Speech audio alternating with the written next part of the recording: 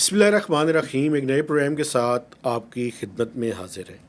ये budget special है और आज हमने इनवाइट किया हुआ है डॉक्टर मोहम्मद इकबाल, जो फॉर्मर मेंबर पॉलिसी रहे हैं एफबीआर के, कि ये जो टैक्स की आइंदा माली साल के फाइनेंस बिल के लिए मुख्तलिफ प्रपोजल्स हैं, उनको डिटेल के साथ डॉक्टर साहब के साथ डिस्कस किया जाए। इससे पहले कि मैं डॉक्टर साहब से पहला सवाल करूं, डॉक्टर साहब थैंक यू वेरी मच, आपने फिर टाइम दिया। असल में डॉक्टर साहब, एक बात पे मैं आपको कम्प्लीमेंट करना चाहता हूं। मुझे याद है कि पिछले साल के एफबीआर के टारगेट के ऊपर पहला प्रोग्राम जब हमने आपके साथ किया तो आपने बड़ा क्लियरली कहा था कि 1000 से लेके 12 से 1300 अरब रुपए का शॉर्टफॉल जो है वो नज़र आ रहा है। 11 माह के दौरान सर 1000 अरब रुपए का शॉर्टफॉल हो चुका है। सबसे पहले ये बताएं कि ये माली साल जो ख़त्म होगा 30 जून को, आप शॉर्टफॉल कहाँ पे देख रहे हैं और कितना देख रहे हैं? देखिए ना जी, वो जैसे खैर ये क्रेडिट तो आपको जाता है, क्योंकि ये मैंने तो देखा है कि बहुत बड़े बड़े भी जो जर्नलिस्ट हैं ना, वो भी बड़ा खुशी से अपने पुराने क्लिप्स दिखाते हैं कि जी ये हमने पेशीन गोई की थी, पूरी हो गई। जिसको हमारे ज़माने में कहा जाता था जंग एक बार फिर बाजी ले गया। जी। तो आप फिर बाजी ले गए। लेकिन अब मुझे ख़तरा ये है कि जो 1000-1200 वाली हमारी प्रेडिक्शन थी, ये तो उससे भी ऊपर जाएगी बात, क्योंकि 1000 तो अभी हो गया ना हो जी, गया सर, मई में आखिरी हो महीना गया। रहता है, और जून का टारगेट भी काफ़ी ज़्यादा होगा, बड़ा मेरा है, ख्याल है 1.5 ट्रिलियन के आसपास होगा। मुझे नहीं एग्जैक्ट ज़्यादा पता, है मैं सर, अंदाज़ा इससे भी, कह रहा हूँ। तो इससे भी इसलिए ज़्यादा है। फिर उसमें शॉर्टफॉल भी ज़्यादा होने की, तो ये तो हमारी जो है तवक्कुआत से शायद थोड़ा सा ज़्यादा ही हो जाए। तो सही है सर। बहरहाल देखें कहाँ बात ख़त्म होती है जाके। अच्छा सर, अगले माली साल को अगर हम देखें तो एफबीआर जो है वो इस टाइम आईएमएफ के साथ निगोशिएशंस जो हैं वो फाइनल स्टेजेस के ऊपर जी है। प्रॉब्लम ये है कि जो एक तो रिलीफ साइड है सर। जी रिलीफ साइड पे मेरे ख्याल में हम बाद में बात करेंगे। पहले जो टैक्सेशन वाली साइड है उसके बारे में जो है वो सर मैं बात करना चाहता हूँ। देखें, एफबीआर का जो अगले साल का टारगेट प्रपोज्ड है सर, वो कोई 14.2 ट्रिलियन से थोड़ा सा शायद ज़्यादा है। जी ये कितना रियलिस्टिक होगा, और इसको अगर आप बाइफरकेट करें और समझाएं कि ये टारगेट फिक्स कैसे होता है सर?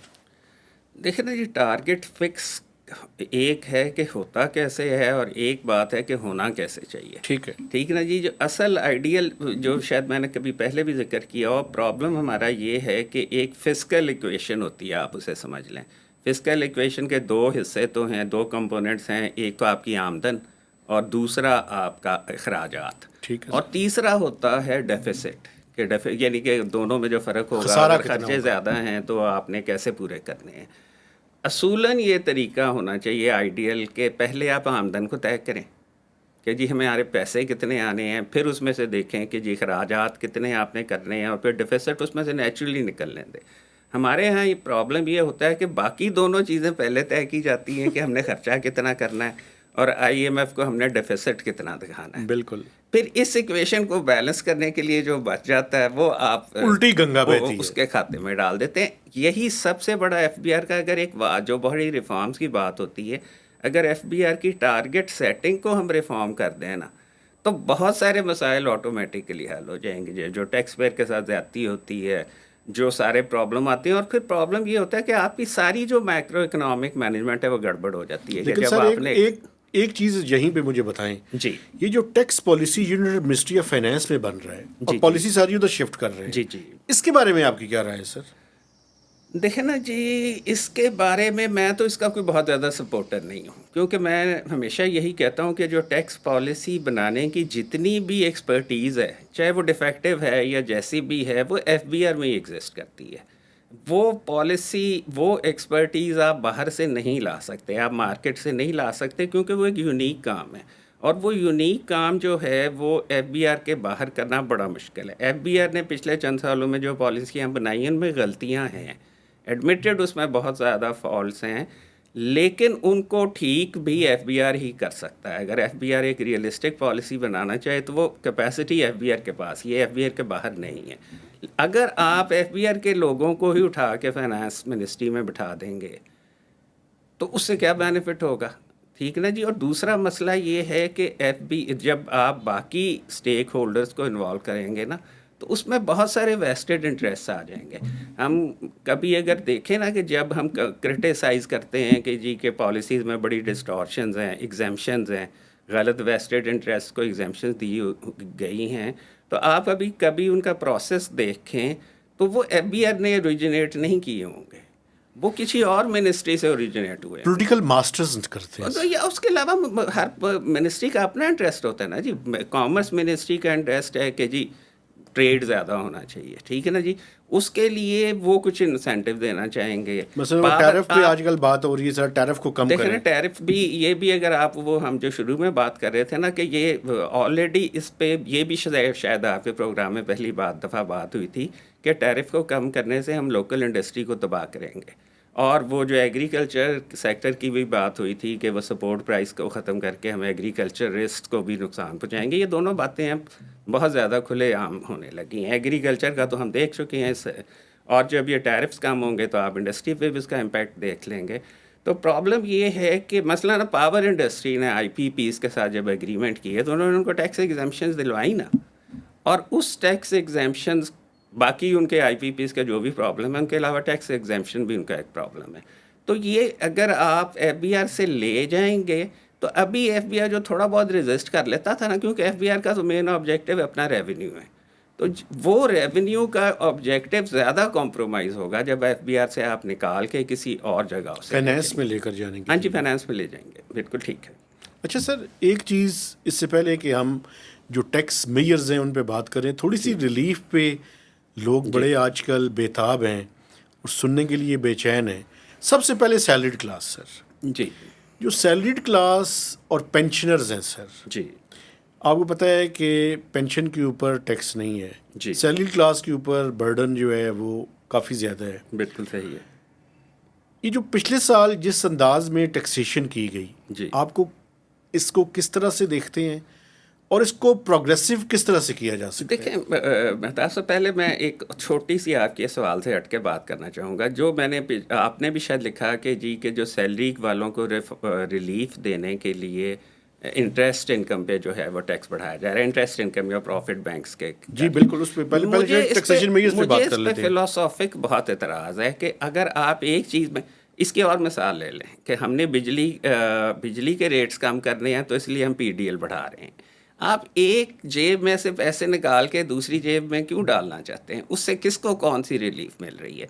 देखें ना, थ्योरेटिकली अगर हमारी इकॉनमी तरक्की कर रही है, हमारा रेवेन्यू बढ़ रहा है, तो हमें एक जगह पे रिलीफ देने के लिए दूसरी जगह पे बर्डन क्यों डालना? अच्छा सर, एक इसको ज़रा एक्सप्लेन करें सादा अल्फाज में। जी। इंटरेस्ट इनकम कौन कौन सी है जी अभी, कितना टैक्स है जी, और कितनी टैक्स बढ़ाने की प्रपोजल मैं आपके सामने रख देता हूँ, लेकिन बुनियादी अभी स्ट्रक्चर बता दें। देखिए ना, बेसिकली इस तरह है कि जब आपने पैसे की शक्ल में कहीं इन्वेस्ट किया, बैंक में रखा हुआ है, हम सिंपल मिसाल ले लेते हैं, बैंक में रखे हुए पैसे आपने प्रॉफिट एंड लॉस अकाउंट के अंदर सेविंग स्कीम में रखे हैं, क्योंकि प्रॉफिट एंड लॉस अकाउंट पे ही आपको प्रॉफिट मिलता है ना, करंट अकाउंट पे तो आपको मिलता कुछ नहीं है, तो इसलिए उस पर तो टैक्स नहीं होना। ठीक है। तो प्रॉफिट जो भी आपको मिलता है उस पे से 15% विद होल्ड हो जाता है टैक्स। जब आपको प्रॉफिट क्रेडिट होता है तो अगर आप कभी देखेंगे कि जहां आपकी बैंक स्टेटमेंट में प्रॉफिट की एंट्री होगी उसके नीचे विद होल्डिंग भी होगा कि 15% उसमें से कट गया। ये फाइलर के लिए। हाँ जी, फाइलर के लिए। अच्छा, और जब वो कट जाता है तो फिर उसकी ट्रीटमेंट बाद में क्या होती है? अगर तो वो साल का इंटरेस्ट 5 मिलियन यानी कि 50 लाख से कम है तो जो आपका टैक्स कट गया वो आपका फाइनल टैक्स है।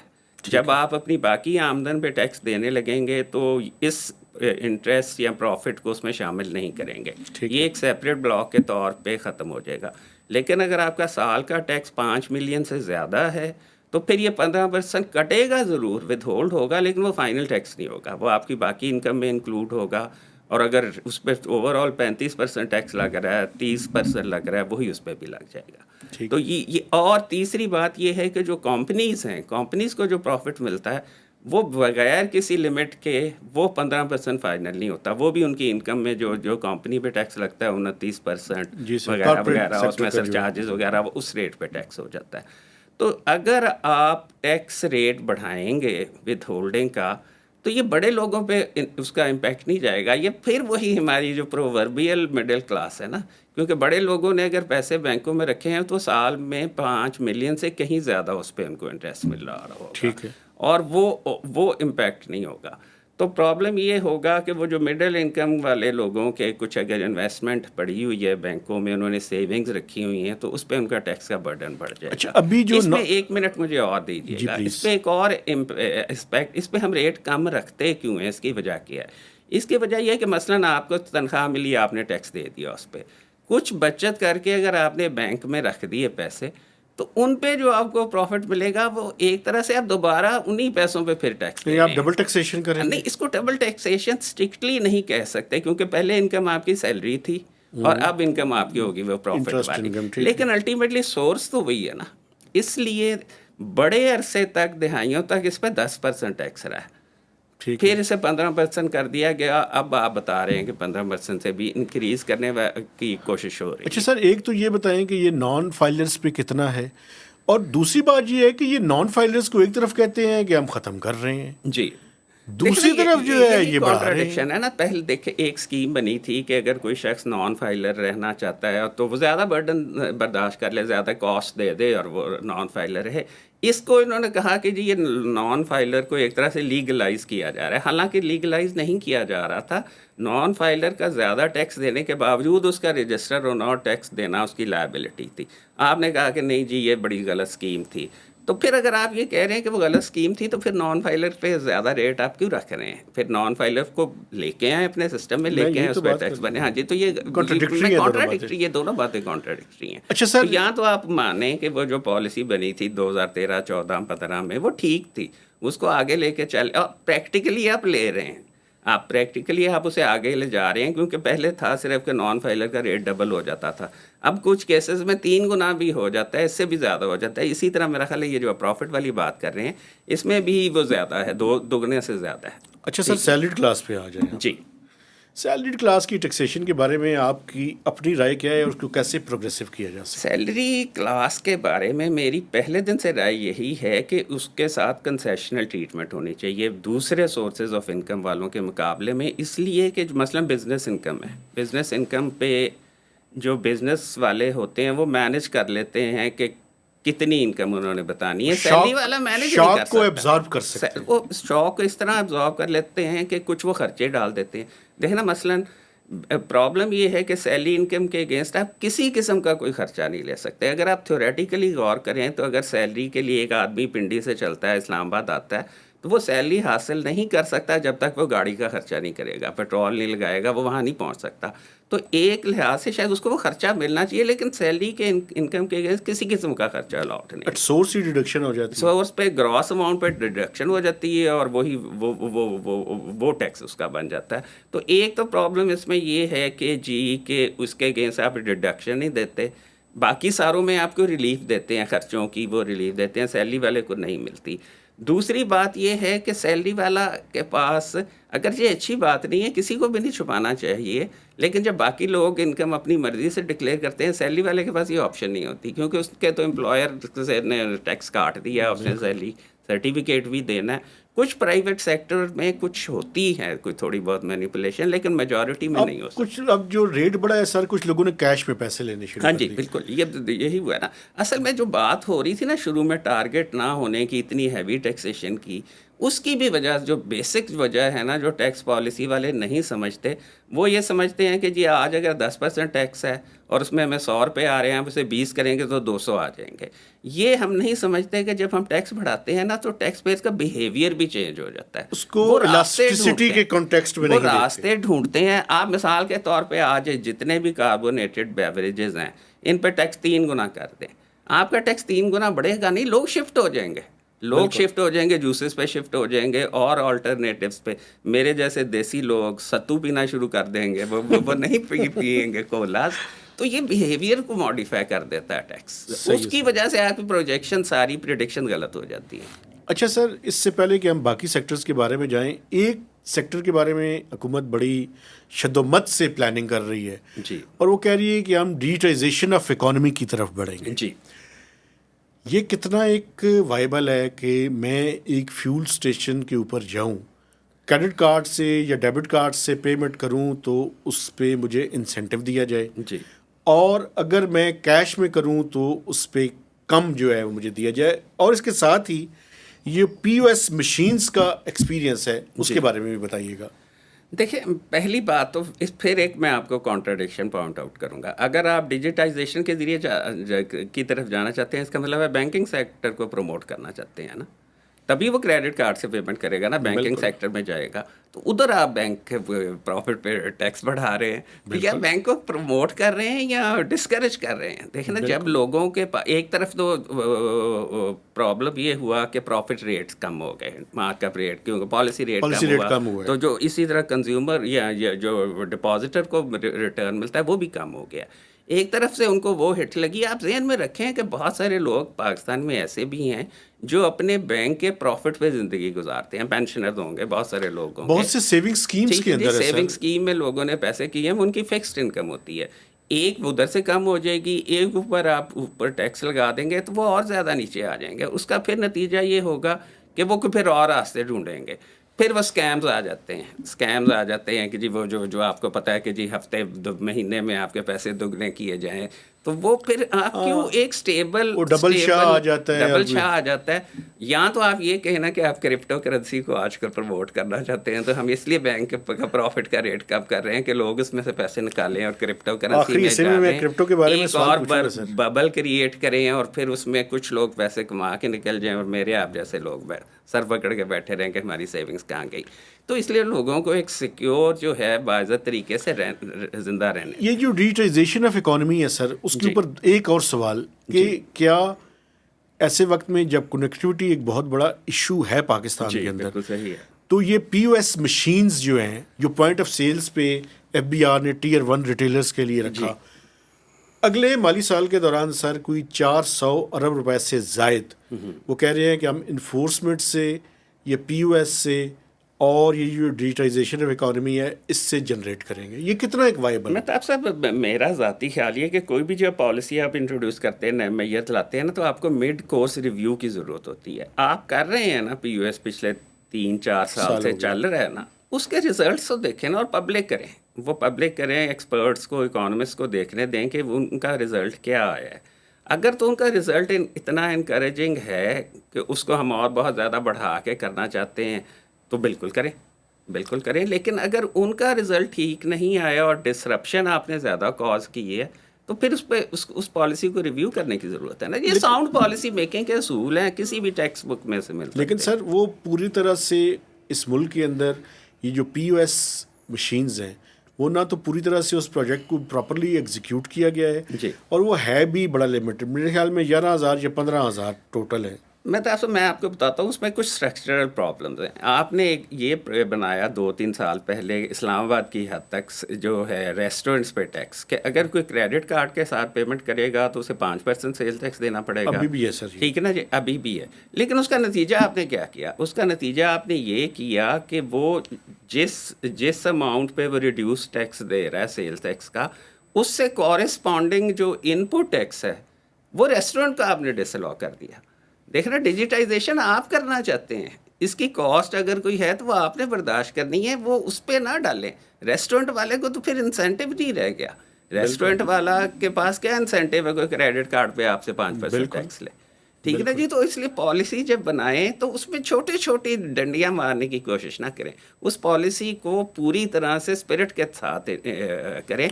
कितने कोई रेस्टोरेंट इस्लामाबाद में होंगे, वो कितना कोई इनपुट ले जाएंगे, वो तो उनको पूरी तरह करने दें, तो तभी लोग उस तरफ आएंगे ना। अगर उनको अपना नुकसान नज़र आएगा तो फिर तो कोई उस तरफ नहीं आएगा। अच्छा सर, ये सैलरी क्लास के ऊपर दोबारा से मैं एक बात पूछना चाहता हूँ। अभी जो कोई 50 या 55-56 अरब रुपए की रिलीफ की बात सुनने में आ रही अच्छा है जी। सर, तो आपको पता है कि ज़्यादा टैक्स जो है वो या तो मिडिल इनकम या बिल्कुल स्टार्ट के जो पहली स्लैब है, और आखिर में जो हमने 10 मिलियन से ऊपर है सर, उसके ऊपर एक 10% सरचार्ज भी लगा दिया। हाँ जी, बिल्कुल। इसको आप कैसे समझते हैं सर? ये देखिए, मैं तो आप सब मेरे ज़हन में अचानक एक मिसाल आ गई है। ये नई नस्ल को तो नहीं पता होगा, एक हाफ़िज़ शायर थे ईरान के, हाफ़िज़ शिराज़ी। जी। उनका एक दीवाने हाफ़िज़ है। उसको इस्तेमाल किया जाता था फ़ाल निकालने के लिए। दीवाने हाफ़िज़ का नाम तो शायद लोगों ने सुना होगा, उससे फ़ाल भी निकाली जाती थी कि आप कुछ कलमात पढ़ें, बिस्मिल्लाह पढ़ें और उस किताब को खोलें और आँखें बंद करके एक शेर पे उँगली रख लें। उस शेर को फिर समझें, वो आप जो भी सवाल पूछना चाहते थे ना, वो उसका उसमें से जवाब हल है। मिलेगा। मुझे ये लगता है कि एफबीआई रसूगा टैक्स पॉलिसी इसी तरह बना रहा है। किताब खोलता है, जो सफ़ा आए उस पे जो टैक्स रेट नज़र आए उसे बढ़ा दो। ये सही। इस वक़्त हमारी टैक्स पॉलिसी जो है ना, मेरा ख़्याल है वो फ़ाल निकालने की तरफ चल रही है। हमें कुछ ना कुछ एक थीम या एक फ़िलॉसफ़ी बनानी चाहिए। कोई रैशनल कोई सर। फ़िलॉसफ़ी बनाएँ। मसलन देखें ना कि एक तरफ आप बैंक को प्रमोट कर रहे हैं डिजिटल पेमेंट एनफ़ोर्स करने के लिए, दूसरी तरफ बैंक में पैसे रखने को डिस्करेज कर रहे हैं। तो ये एक आपके जो जो भी मेयर्स हों या जो भी पॉलिसी हो या जो भी प्रपोज़ल हो, उनके पीछे कोई फ़िलॉसफ़ी होनी चाहिए कि हम क्या सिंक्रोनाइज तो करना कर लें हाँ, कम कि अज़ हम क्या कम। क्या अचीव करना चाहते हैं। हम लाहौर जाना चाहते हैं, पेशावर जाना चाहते हैं। ये ना करें कि थोड़ा-सा रास्ता हम पेशावर की तरफ चल पड़े और फिर फिर लौड़ी थोड़ा-सा हो। लाहौर की तरफ चल पड़े, हम यही रह जाएँगे। अच्छा सर, ये पेंशनर्स के ऊपर जी, एक शुरू में प्रपोजल आई थी कि टैक्स नेट में लाया जाए। जी। आपकी इसके बारे में क्या राय है? और क्या, वैसे देखिए ना, मेरे ख्याल अगर में इन ड्रॉप हो गई है। दोनों चीज़ों को अगर आप कंबाइन करके करेंगे ना कि प्रॉफिट इनकम पे रेट टैक्स का भी बढ़ाएंगे और साथ ही पेंशनर्स को भी को की पेंशन इनकम को भी टैक्स पे ले आएंगे, तो फिर ये डबल जेopardy उन पे हो जाएगी। इनमें से एक काम कर लें, प्रेफरेबली तो दोनों ही ना करें, लेकिन मैं ज़ाती तौर पे पेंशन जो ऊपर वाली पेंशन है ना, बड़ी पेंशन हैं, उन पे टैक्स लगने के हक के ऊपर खिलाफ पेंशन नहीं आप हूँ। कौन सी समझते हैं? 3-4 लाख रुपए 2 से लाख ऊपर? मेरे हिसाब से 2 लाख भी देखें ना, आप गौर करें कि 2 लाख महीने की आमदन किस सरकारी मुलाज़म की होती है? मेरा ख़्याल है जिसको कोई स्पेशल इंसेंटिव पे नहीं मिलती, शायद ग्रेड 19 वाले की भी शायद 2 लाख ना होती है। मुझे नहीं पता, मैं अंदाज़न बात कर रहा हूँ। ठीक है सर, तो ऐसे अगर ही है। वो लोग इतना टैक्स दे रहे हैं, तो पेंशन वाले भी अगर 2-4% दे देंगे तो कोई हर्ज नहीं। इस अमाउंट से ऊपर वाली। मैं उसमें आता हूँ। जी, आप मुझे मैं पता है उसमें आते हैं। आता हूँ। लेकिन मैं समझ रहा हूँ कि हमसे अगर थोड़ा-सा यानी कि हमें थोड़ा-सा कंट्रीब्यूट करने में हर्ज नहीं होना चाहिए। अच्छा सर, एक चीज़ और मैं आपसे पूछना चाहता हूँ, और वो ये है कि जो पाकिस्तान के मुख्तलिफ सेक्टर्स हैं सर, फॉर इंस्टेंस आप अगर बात करें प्रॉपर्टी की, जी, तो प्रॉपर्टी पे दो चीज़ें सुनने में आ रही हैं सर। एक तो ये सुनने में आ रहा है कि जो कैपिटल गेन्स है जी। उसका रेट शायद थोड़ा सा बढ़ा दिया जाए, जो कि मेरे ख्याल में इस टाइम 15% है। इसी तरह डिविडेंड्स के ऊपर भी है वो। जी, और दूसरा ये है कि जो 236C और के है, सेलर और जी। परचेजर, हाँ जी। उसके ऊपर कुछ ट्रांजैक्शंस कॉस्ट कम की जाए, लेकिन आईएमएफ ने अभी तक इसके ऊपर एग्री नहीं किया। अगर आप आईएमएफ के सामने आर्गूमेंट दे रहे हो तो आप किस बात को सपोर्ट करेंगे? देखिए ना, ये फिर थोड़ी-सी कॉन्ट्राडिक्टरी हो जाएँगी, क्योंकि बेसिकली सबसे पहले 2012 में कैपिटल गेन्स टैक्स लाया गया था और उसकी कलेक्शन का मैकेनिज़्म करने के लिए 236C भी लाया था, उसी एक बजट में हुआ था। लेकिन अगर आप फाइनेंस बिल देखेंगे ना, तो उसमें शायद सिर्फ कैपिटल गेन्स टैक्स का आपको प्रपोज़ल मिलेगा, 236C नहीं मिलेगा। ये क्योंकि मैं उस वक़्त हिस्सा था, तो ये जो सेनेट की कमेटी में डिस्कशंस हुई थी, उसके नतीजे में ये नतीजा किया गया था कि आप कैपिटल गेन टैक्स लगा तो देंगे, लेकिन उसको देगा कौन? तो सही है। उसको इंश्योर करने के लिए ना सेलर से थोड़ा बहुत टैक्स ले लें, थोड़ा बहुत विद होल्डिंग टैक्स ले लें। और उस वक़्त हमने यही किया था कि 2 साल के ट्रांज़ैक्शन पे कैपिटल गेन्स टैक्स लगता था और 2 साल वाली ही जो प्रॉपर्टी सेल होती थी, उसी पे 236C भी लगता था। ठीक है सर। तो अगर इनको यानी कि जो भी करें ना, इनको आपस में अलाइन करें। और मेरे हिसाब से देखें, जो अब कैपिटल गेन्स टैक्स की बेसिकली उसका मकसद क्या है? मकसद उसका ये था कि अगर कोई इसको ही एक सोर्स ऑफ इनकम बना रहा है, जेन्युइन जिस आदमी ने घर बनाना है, उसको हिट ना करें। तो इसलिए 2 साल की लिमिट रखी गई थी कि उससे ऊपर वाली ट्रांज़ैक्शंस में वो जो जेन्युइन लोग होते हैं ना, आज आपने यहाँ इस्लामाबाद रहना है, आपने घर बना लिया, कल आपको आपका चैनल या अखबार कहता है कि नहीं, हमने तुम्हें कराची भेजना है, तो आप यहाँ से बेच के कराची जाके घर बनेंगे। इसके पीछे आपकी कोई नीयत बिज़नेस ट्रांज़ैक्शन करने की नहीं थी। तो सही है। इसलिए कोशिश ये करें कि जो जेन्युइन हाउस घर बनाना चाहते हैं या जिनके पास एक प्रॉपर्टीज़ है, उनको के लिए टाइम लिमिट बहुत थोड़ी रखें या उनको कोई रिलीफ दें या उनको एग्जेम्पशन दे दें। लेकिन जो हैबिचुअल हैं इस किस्म के काम करने वाले, उन पे तो कैपिटल गेंस टैक्स का रेट बढ़ाने में कोई हर्ज नहीं है। लेकिन अगर आप साइमल्टेनियसली वो कर देंगे ना, अगर आप गौर करें कि कैपिटल गेंस टैक्स जो है प्रॉपर्टी की सेल परचेज पे, इस पर भी डेटा हमें चाहिए होगा कि कितने लोगों ने दिया।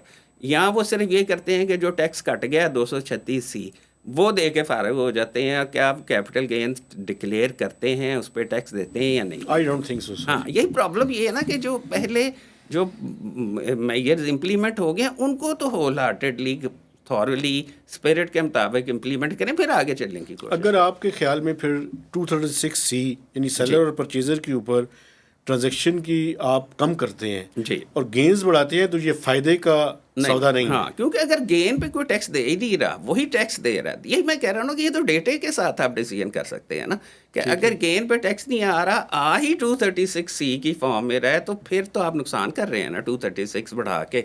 और गेन वो फिर जो गेन पे टैक्स बढ़ेगा वो किताब भी रह जाएगा, वो इम्प्लीमेंट नहीं होगा, तो फिर उसका क्या फ़ायदा हुआ? फिर आप कहेंगे कि नहीं जी हमारे मेजर से वो टैक्स नहीं लेकिन आ रहा। आपने देखिए फेडरल एक्साइज ड्यूटी आपने पिछले साल, मुझे याद है, जी। आपने कह दिया यार ये तो ये है ही अनकॉन्स्टिट्यूशनल। अनकॉन्स्टिट्यूशनल। इसको तो आज नहीं, अगर गवर्नमेंट खुद नहीं ख़त्म करेगी तो अदालतें ख़त्म कर देंगी कि वो तो लग ही नहीं सकता। लेकिन आपको पता है उसमें पैसे कितने हैं सर? कितने पैसे 2 हैं? अरब रुपया है। जी, वो लोग चले गए होंगे ना अदालतों में। अदालतों में शायद ऑलरेडी हाई कोर्ट्स में ये चैलेंज हुआ, कई जगह पे स्टे हुआ। मुझे इल्म नहीं है, मैं वैसे अंदाज़न बात अच्छा सर, एक और बात, हम सबसे टैक्स लेने की बात कर रहे हैं, सैलरीड से भी, पेंशनर से भी, इंटरेस्ट इनकम जो है उससे भी, सारों से। क्या इस मुल्क के अंदर आपके तजर्बे के मुताबिक रिटेलर्स टैक्स नेट में आ सकते हैं सर, या ये एक ख्वाहिश ही है? देखें ना, सबसे पहले तो हम ये समझे ना कि हम बातें करते हैं कि जी फलाना नहीं, मेरा आइडिया है कि 1% ले लो या ये कर लो, उसके मुताबिक ले लो। वो उन पे इससे शायद लोगों को ये इम्प्रेशन जाता हो कि अभी उन पे टैक्स नहीं है। थ्योरेटिकली उन्होंने उसी तरह टैक्स देना है जिस तरह आपने देना है या किसी फैक्ट्री वाले ने इनकम देना, को उसी एक तरह तरह से टैक्स ट्रीट, देना ना। ठीक है। तो ये तो इन्फोर्समेंट का प्रॉब्लम है ना, इन्फोर्समेंट का प्रॉब्लम है। आप उन पे लॉ उन पे एप्लीकेबल है, उन पे इन्फोर्स करें। देखिए आपके पास, जब आप ये भी क्लेम करते हैं कि आपके पास बहुत ज़्यादा डेटा आ रहा है, जो कोई रिटेलर है उसने कभी गाड़ी भी खरीदी होगी, उसने कोई प्रॉपर्टी भी खरीदी होगी, उसके बैंक में भी पैसे पड़े होंगे, डिडक्ट हो रहे होंगे, उसके बच्चे भी किसी स्कूलों में पढ़ रहे होंगे, ये सारा डेटा आप कोलेट करके तो कर सकते हैं, अभी भी करना चाहिए। लेकिन सर आप समझते हैं कि इस डेटा को टैक्सेबिलिटी में कन्वर्ट करना, आप तो तजर्बा है आपका, जी। ये कोई आसान काम तो देखिए है नहीं वो सर। तो फिर आप मेरे उस पे दुखती राग पे आ रहे हैं। जो मैं टैक्स कलेक्टर्स की कैपेसिटी की बात करता हूँ कि टैक्स कलेक्टर्स की जो कैपेसिटी है ना, एक ऐसा ऑर्डर बनाने में कि जिसके ज़रिए आप इंफॉर्मेशन को यानी कि टैक्स की सूरत में कन्वर्ट कर सकें, वो सीरियस उस पर क्वेश्चन है। शायद वो ओवरवर्कड हैं, शायद उनको टारगेट्स की वजह से इतनी परेशानी है कि वो जो ड्यू डिलीजेंस होनी चाहिए ना उस ऑर्डर को पास करने में, नोटिस देने में, वो उसमें उनसे कोताही हो जाती है। आप सबसे पहले इस पे एम्फेसाइज करें कि उनकी कैपेसिटी बढ़ाएं। अच्छा सर, एक अभी और भी तजवीज़ है, ये जो जीएसटी के रिड्यूस्ड रेट्स हैं जी और कुछ थोड़ी सी एग्जाम्पशंस रह गई हैं, जी, इनके बारे में आपकी क्या राय है सर? मेरे ज़ाती ख्याल के मुताबिक अब जो एग्जाम्पशन और रिड्यूस रेट रह गए हैं ना, वो अवाम के फ़ायदे के लिए। असल में सबसे बड़ा मुझे प्रॉब्लम जो एक चीज़ को भूल जाते हैं कि जीएसटी जो देना है वो बिजनेस ने नहीं देना, वो कंज्यूमर ने देना है। आम आदमी ने जो ये बात जो है, जब हम कहते हैं ना कि 4 ट्रिलियन की एग्जाम्पशन दी हुई हैं, आज आप आटे पे टैक्स लगा दें, ठीक है, जैसे 18% टैक्स लगा दें, आपको 400-500 अरब रुपया आ जाएगा। लेकिन क्या ये आप करना चाहते हैं? हम डिटेल्स में नहीं जाते, हम जो है ना सरफेस पे देखें ना, आप जब तक अपने हाथ गंदे नहीं करेंगे, बीच में डाइव करके चीज़ें नहीं समझेंगे, तब तक आप मसले के हल नहीं। आप ऐसे सुपरफिशियल हल ही देंगे कि जी एग्जाम्पशंस ख़त्म कर दो। बताएं तो सही उनमें से कौन सी एग्जाम्पशन खत्म। फर्टिलाइजर वाली और पेस्टिसाइड्स वाली सर, फर्टिलाइज़र वाली अगर आप बढ़ाएंगे रेट, अगर इस वक्त रिड्यूस है, उसे बढ़ाएंगे तो आपकी फार्मर पे पड़ेगा ना, और फार्मर ने जेब से तो नहीं ना देना, उसने अपने प्रोड्यूस की कीमत बढ़ाएगा तो रिकवरी एक करेगा। तरफ एग्रीकल्चर इनकम टैक्स लगा रहे हैं, दूसरी हाँ तरफ जी, जीएसटी तो बढ़ा रहे हैं। ये सबसे पहले जब जीएसटी की एग्जाम्पशंस को कोई रिव्यू करे तो सबसे पहले ये देखे, ये जहन में क्लैरिटी होनी चाहिए कि ये बिजनेसेस को रिलीफ नहीं है उन एग्जाम्पशंस या रिड्यूस के रेट के जरिए, कंज्यूमर्स को रिलीफ। अच्छा सर, इसमें अगर दो कोई ऐसे, सॉरी मैं आपकी बात काट रहा हूँ, कि अगर कुछ ऐसे आइटम्स हैं जो सिर्फ एलीट क्लास की कंजम्पशन में आते हैं और उन पे रिड्यूस रेट है, उनको ज़रूर ख़त्म करें। लेकिन बस जो देखें ना सर, आम आदमी स्टेशनरी की है, ना करें। या मेडिसिन्स हैं, हाँ जी, अगर इन पे हुकूमत बढ़ाना ये देखे ना, चाहती एक दफ़ा मेडिसिन टैक्स हुई थी ना 2-3 साल पहले, लोग यानी कि मुझे खुद मिले थे जो कहते थे कि हमें डॉक्टर ने कहा हुआ था कि तुमने ब्लड प्रेशर की 3 गोलियाँ खानी है, मैंने 1 कर दी है। आप खुद यानी कि सोचें कि आप का जो आप कर देते हैं, आपके लिए तो कागज़ पे कुछ हरफ लिखे जाते हैं, उसका आम आदमी पे इम्पैक्ट क्या पड़ता है? ठीक है सर। अच्छा, जी, एक आखिरी सर, जी। इनकम टैक्स की भी कुछ एग्जेम्पशंस हैं अच्छा सर, जी। उनमें आप क्या समझते हैं कि कौन कौन सी एग्जेम्पशंस जो हैं वो उड़ाई जा सकती हैं? मसलन सर, जी, ये जो पाकिस्तान के रूलर्स हैं, जी, मसलन जी। कुछ आर्मी की हैं, कुछ जी, जी। जुडिशरी की हैं, जी, जी। कुछ कॉन्स्टिट्यूशनल पोस्ट की हैं। हाँ जी। सिम्बॉलिकली मैं ज़ाती तौर पे वैसे ये समझता हूँ कि ये एग्जाम्पशंस ख़त्म होनी चाहिए। ये आपने बिल्कुल सही फरमाया, इसकी सिर्फ सिंबॉलिक वैल्यू होगी। सिंबॉलिक वैल्यू ये होगी कि नज़र आए कि सारे अगर कोई बर्दाश्त बिल्कुल। का यानी कि कोई बर्डन पड़ा हुआ है तो सारे उसको शेयर कर रहे हैं। तो उससे कोई बहुत ज़्यादा रेवेन्यू नहीं आपको मिलेगा कतई भी। लेकिन एक वो एक्विटी का तासुर ज़रूर जाएगा जो ज़रूरी होता है। परसेप्शन कई दफ़ा रियलिटी से ज़्यादा इंपॉर्टेंट होती हैं। तो अगरचे बेशक बहुत ज़्यादा पैसे नहीं आएंगे लेकिन कितना उनसे एक रेवेन्यू सर इसमें इन्वॉल्व? मेरे हिसाब से तो 1-2 बिलियन से ज़्यादा शायद ना आएगा। और ये जो आप गौर चैरिटेबल, करें ना कितने लोग हैं। बहुत सुप्रीम थोड़े कोर्ट हैं, के जजेस, हाई कोर्ट के जजेस को उनको कुछ होगी और जो कॉन्स्टिट्यूशनल आप कुछ कह पोस्ट, रहे हैं। मसलन ये गवर्नर्स, ठीक है, तो प्रेसिडेंट, उनको कितनी तनख्वाहें मिलती हैं, उनमें से मिनिस्टर्स। कितने को पैसे आप निकाल लेंगे। लेकिन बात फिर वही है कि सिंबॉलिक एक वैल्यू है, उसके लिए कर लेना चाहिए, कोई हर्ज नहीं। अच्छा सर, ये बताएं कि ये जो इस टाइम आप बजट मेकिंग के बिल्कुल हम उसके ऊपर हैं, फाइनल स्टेजेस के ऊपर हैं, तो ये जो आईएमएफ को कन्विंस करना है सर, जी, जी। ये हमारे जो इस टाइम एफबीआर या फाइनेंस मिनिस्ट्री के लोग हैं, इनके लिए क्यों बहुत मुश्किल काम बन चुका है? देखिए ना, जहाँ 2 पार्टीज़ के हों तो फिर दोनों पार्टीज़ में वजह होगी ना। एक एक वजह, कुछ वजह उनमें हो सकती है कि वो ज़्यादा सख्त हो गए हैं। एक वजह शायद ये भी हो सकती है कि हम ज़्यादा रिलैक्स हो गए हैं। हम उस तरह से जिस तरह उनको हेड ऑन लेना चाहिए शायद हम नहीं ले पाते। ये तो अब आपका काम है ना, ये तो आप बेहतर बता सकते हैं। सही है सर। अच्छा सर, आखिरी बात, जी। आप ये बताएं कि income tax, sales tax, federal excise duty और कस्टम्स, जी। अगर इन तमाम की एग्जेम्पशंस को सामने रखें और वाइबल आप कितनी समझते हैं कि कितनी चीज़ें जो हैं वो एग्जेम्पशंस ख़त्म की जा सकती हैं और कौन सी ऐसी हैं जो बिल्कुल अनवाइबल हैं?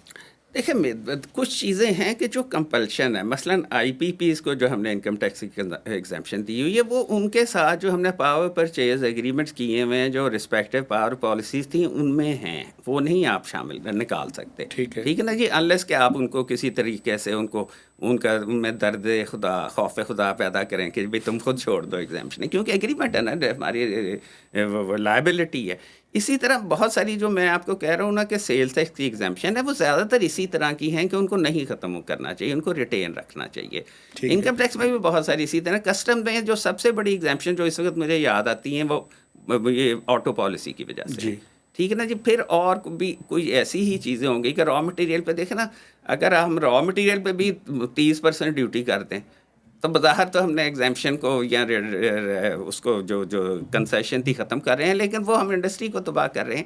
तो इसलिए इसके बारे में ना ब्रॉड जनरलाइज स्टेटमेंट से नहीं दी जा सकती। आपको एक एक आइटम को एग्जामिन करना पड़ता है, फिर आप इस नतीजे पर पहुंच सकते हैं कि कौन सी एग्जाम्पशन विदड्रॉ हो सकती है, कौन सी नहीं हो सकती। डॉक्टर साहब, thank you very much, welcome जी। आपने टाइम दिया। इंशाल्लाह बजट के बाद जब जी, हम बिल्कुल, इसको बजट के बाद बजट तो को एनालाइज जी, करेंगे बिल्कुल सही है। तो आपको एक दफ़ा फिर रिक्वेस्ट करेंगे, और बड़ी मेहरबानी, आप हमेशा बड़ी शफकत करते हैं।